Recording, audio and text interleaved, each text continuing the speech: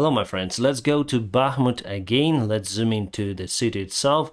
Here Russians tried to get this part of the city under control, and as they reported, they successfully took it. But for the map we can see that there are just minor changes, and we cannot state whether they were able to take all of this part of the city under their control. And here on the north they are now very close to the city center.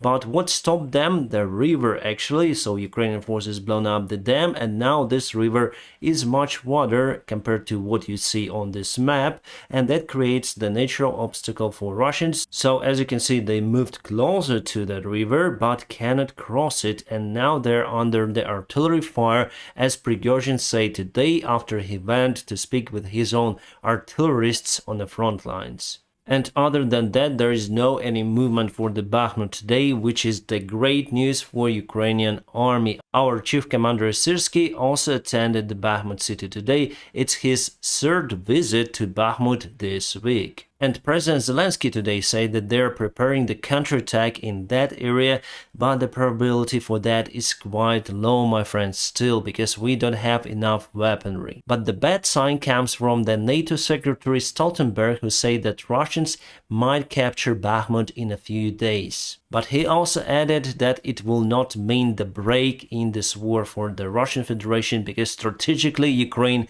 still prevails. Today it was the big fire near to the Zaporizhia nuclear power plant, which is in Energodar city, and some of the sources reported that it was just a wildfire around the area, but it might have caused by artillery shelling in this area. So it's very bad actually that we have the fire very close to Energodar, the nuclear power plant. Unfortunately, now all of the communications tag between the Ukrainian and Russian side about the nuclear power plant for the peaceful transition, they control the station to Ukrainian side. That's why we might see some sort of the provocations in that particular area. So yes, Prigozhin today attended the front lines and spoke with artillerists who say that it's a very bad situation for them.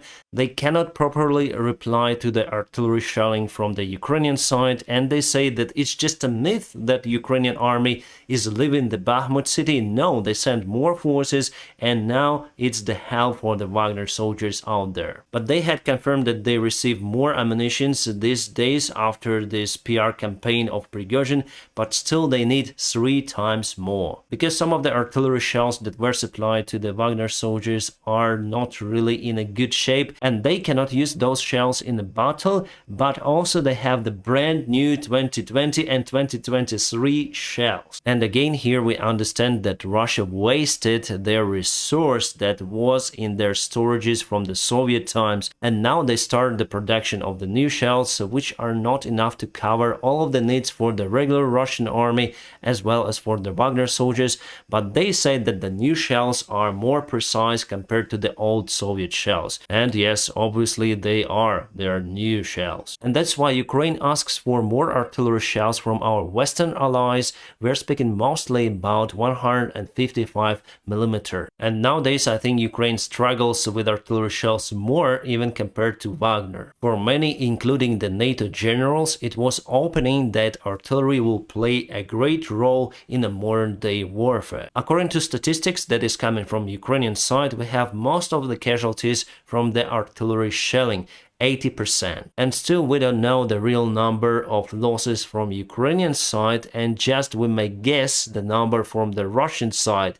I think if Russia lost around 150,000 soldiers, Ukraine may have lost already 50,000 soldiers. And together with civilian losses that mostly happened in Mariupol, I think Ukrainian side lost around 200,000 people in this war. It appeared that Iran secretly transferred to Russia lots of the ammunitions, mortars, artillery shells, and other equipment using the Caspian Sea. 2 of the Iranian ships with weaponry were tracked, and Russia is also bordering the Caspian Sea, so it wasn't the significant issue for Iran to transfer the weaponry using the open borders of that sea. And those ships have arrived, and according to media, those are the ammunitions delivered to the Russian forces, and here we have the photos of the ships. According to the German defense minister, 18 of the Leopard 2 A6 modification tanks will arrive to Ukraine till the end of this month. It means that Ukrainian army is planning the counterattack that should happen at the end of the spring. And according to political resource, the United States are looking for a solution to put the American-made rockets under the wings of the Soviet MiGs. Because now we don't have the deal to deliver the Western-made airplanes to Ukrainian army, so we have to come out with different solutions. The problem here is mostly not with the airplanes, but we wasted most part of our ammunition that could be launched from the Soviet-made airplanes, so now probably they may configure those to fire the Western-made rockets, and it could be just a temporary solution because finally we need Western jets to fly with the Western-made rockets and bombs, because in general we are in lack of the airplanes as well. We have lots of the pilots but not enough airplanes. And from what I can see based on the images coming from the internet, based on my personal talks, we already lost half of our aviation fleet since the beginning of this war. The last week, our Sukhoi Su-24 tactical bomber was shot down near to Kramatorsk, and this guy lost his life. His name is Viktor Volodymyr, and he used to fly in our airline, Ukrainian International, but moved to SkyUp. So his last job as a commercial airline pilot was in SkyUp. He was a captain on Boeing 737 over there, exactly my position. I am also a captain on Boeing 737, but he got the previous military experience and he went to the army to serve for Ukraine. Unfortunately, last week he lost his life. There are still some of the protests in Georgia, Tbilisi. People are calling to seize down the requirements for the media resources because that restricts the freedom of speech, and also they demand to free the protesters who were arrested yesterday after the clashes with police. The good thing that the president of Georgia supports the people, however, their ruling party is not really nice in their rhetorics. For example, they say the Russian narratives that the war that is happening in Ukraine right now is the outcome of the revolution that happened in 2014, not the Russian aggression. Luckily, the Georgian people understand that, and they will try, I think, to dismiss the ruling party from the power. Alright, I try to be neutral about the United States politics, but probably I have to take some of the side here, my friends, after the Trump's speech to the Fox News, and he said that he might let Russia to take part of Ukraine. Let me ask you about Ukraine. You've said that before. Why would it not have happened if you were president? Are you talking about which one with Ukraine? Yeah. Yeah, because Putin understood that you can't do it. You can't do it. Don't forget, under Bush, they take over Georgia. Under Obama, they took over Crimea. And under Biden, they're taking over everything. It looks like they're going to take over everything, the whole thing. They're going to go for the whole enchilada. They're going for everything. That's what it looks like to me. You know, that's not what you hear on the fake news, but that's what it looks like to me. And under Trump, you know what they took over? They took over nothing, Russia. First president in a long time. He understood. He would have never done it. He would have never. That's without even negotiating a deal. I could have negotiated. At worst, I could have made a deal to take over something.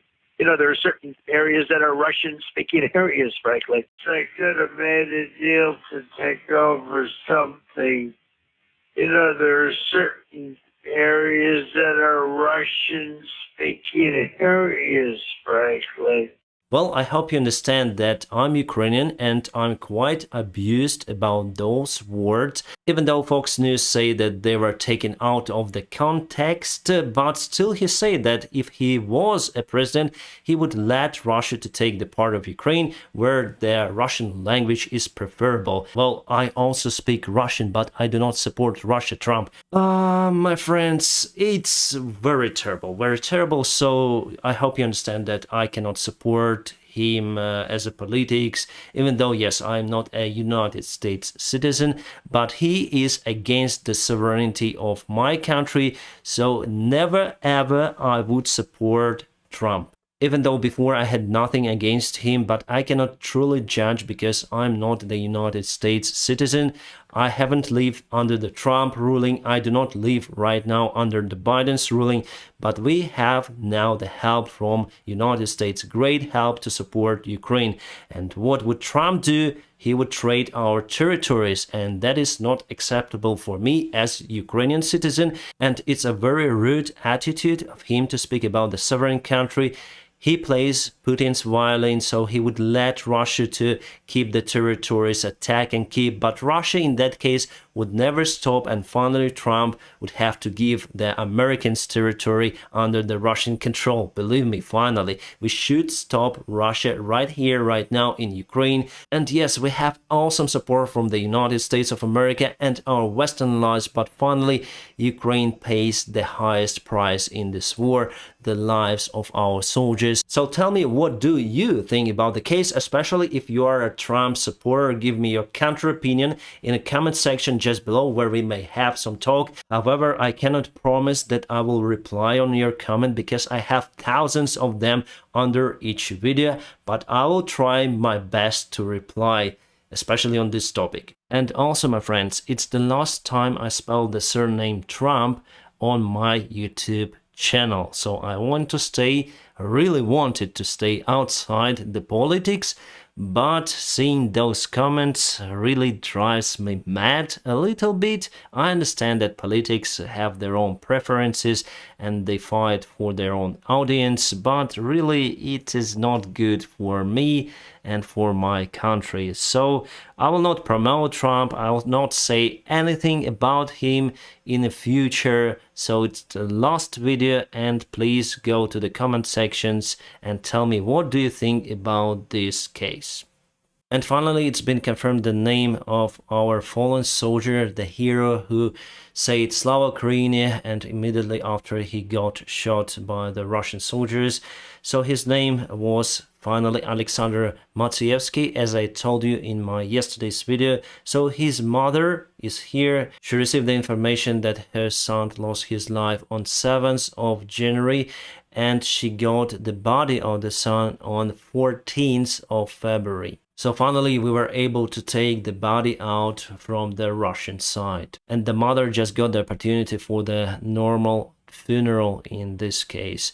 The final words that her son told her that, "Mom, I will never surrender." And you know, after those cases, hearing that someone wants to trade your territory because it's good for their business, whatever, no. This war will never end until we free all of our territory together with our people, and of course we're willing for revenge. And for sure we're gonna remember Alexander for his sacrifice, for what he did, for the spirit of Ukrainian that he carried throughout his life till the final moment. And finally, my friends, just want to finish with something to relax. This is the Russian Armata tank. At least it carried the name Armata. Russian soldiers had decided to name the T-62, quite old tank, on this name, and it's really funny. So real Armata couldn't make it to the front lines, but one tank did, and it's all T-62 that was captured by Ukrainian forces. As you can see, we have some of the leaves on a tree, so it happened last autumn. Alright, my friends, now press the like to this video, and also if you want to support my job, there are some of the links in the video description just below for you to do so. So thank you so much for your support and for your help. I wish you all a peaceful sky wherever you are, and have a great time.